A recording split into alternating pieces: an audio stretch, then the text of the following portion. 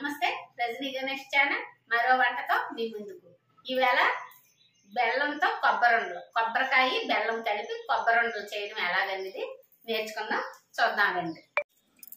ఒక కాయకి 1/2 కేజీ ఖచ్చితంగా పడుతుంది. దాన్ని బట్టి మనం ఎన్ని చెక్కలు వేసుకుంటామో లెక్క చూసుకొని వేసుకోవాలి. నేను 5 చెక్కలు వేస్తున్నాను. 1/2 కేజీ మరొక అర్ధపావు 125 గ్రాములు వేస్తున్నాను. ఇవి 5 చెక్కలు కొబ్బరి ముక్కలు ఇలా ముక్కలుగా చేసుకొని రెడీ చేసి ఉంచుకోవాలి. 5 చెక్కలంటే 2.5 కాయలు అన్నమాట. ఇది 1/2 కేజీ. అరకాయకి పావులో సగం అంటే 1/2 కేజీ మరొక పావులో సగం వెయ్యాలి. మొత్తం బెల్లం 675 గ్రాములు. ఈ ముక్కల్ని మనం మిక్సీ పట్టుకోవాలి. అంటే కోరు కావాలి కదా, కోరంతో నచ్చిన వాళ్ళు కోరుకోండి, లేదు అంటే మిక్సీలో వేసుకోండి.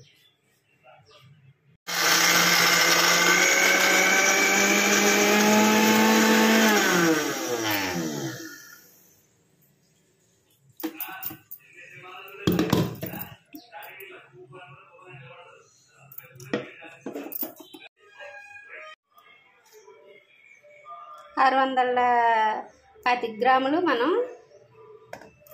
బెల్లాన్ని గుండగా కోసుకున్నాం. ఇవ్వండి 2.5 కాయలు కోరు చేసుకున్నాం మిక్సీలో. ఇలా అయిన తర్వాత కాస్త నీళ్లు పోసుకొని ఈ బెల్లాన్ని కూడా వేసుకొని 1 గ్లాస్ వరకు నీరు పోయండి.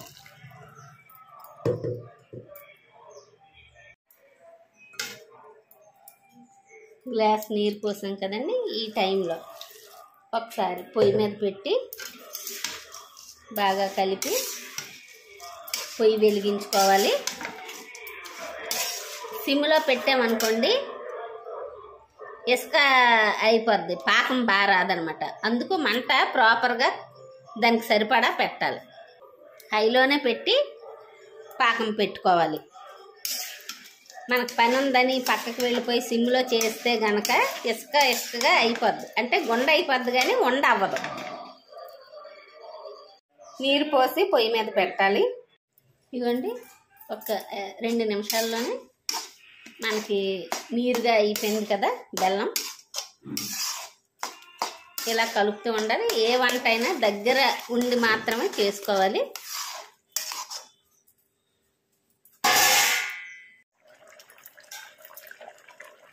దగ్గరకు అవుతుంది. ఇలా పాకం దగ్గరకు అవుతున్నప్పుడు మనం ఇంకొంచెం జాగ్రత్తగా దగ్గరుండి కలపాలి. 1 నిమిషం ఆపొచ్చు, వెంటనే దగ్గరుండి కలుపుతూ ఉండాలి. ఇలా దగ్గర పడింది కదండి, ఆ టైంలో ఇలా బాగా కలుపుతూ ఉండాలి.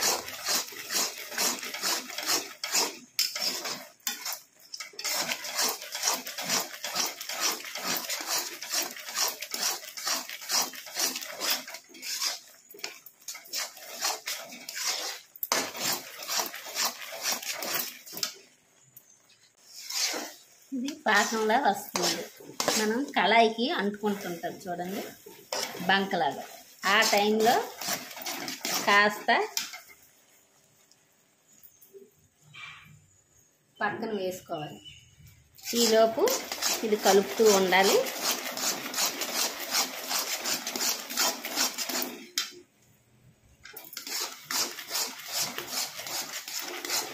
ఇలా బాగా కలుపుతూ ఉండాలి. చిన్న ముద్ద వేసాం కదండి, ఆ టైంలో ఇది చెయ్యి తడి చేసుకొని, అంటే వేడిగా ఉంటుంది, ఇది కూడా చల్లారదు కదా, అందుకోసం తడి చేసుకోవాలి. ఉండ చేసామనుకోండి తడి చేతి మీద, ఉండ అయిపోతే పొయ్యి ఆపేసుకోవచ్చు. మనం వండ చేసి లోపు ఇది ఇంకాస్త పాకం వచ్చింది. ఈ గిన్నె వేడికి ఇంకా వండ అయిపోతుంది. అందుకు దలసరి గిన్నె కదా, దలసరి గిన్నెలో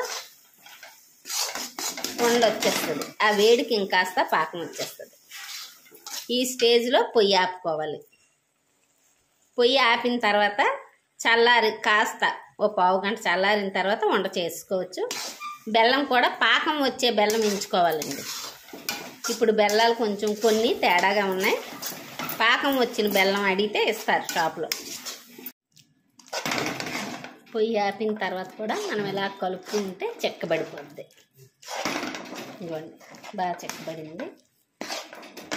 ఇంకాస్త చల్లారిన తర్వాత ఉండలుగా చుట్టుకోవాలి.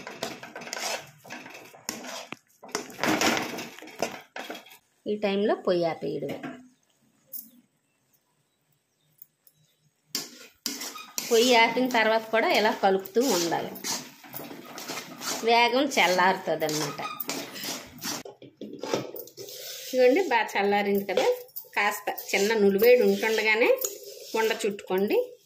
ఉండ చుట్టే ముందు బాగా కలుపుకొని ఇలా నీటిలోని చేయి ముంచి ఉండ చుట్టాలి. పాకం బాగా వచ్చింది. మనకు నచ్చిన సైజు ఈజీగా అయిపోద్ది. పాకంలోనే ఉందండి. పాకం కరెక్ట్గా వచ్చిందంటే ఉండ వెంటనే చుట్టి వచ్చి ఇదిగోండి, ఇలా ఉండలుగా చుట్టుకొని ఓ పక్కకు తీసుకొని ఒక గంట సేపు చల్లారిన తర్వాత మనం ఒక బాక్స్లోకి తీసి పెట్టేసుకోవచ్చు. లైక్ చేయండి, షేర్ చేయండి, సబ్స్క్రైబ్ చేసుకోండి, కామెంట్ చేయండి. Thank you.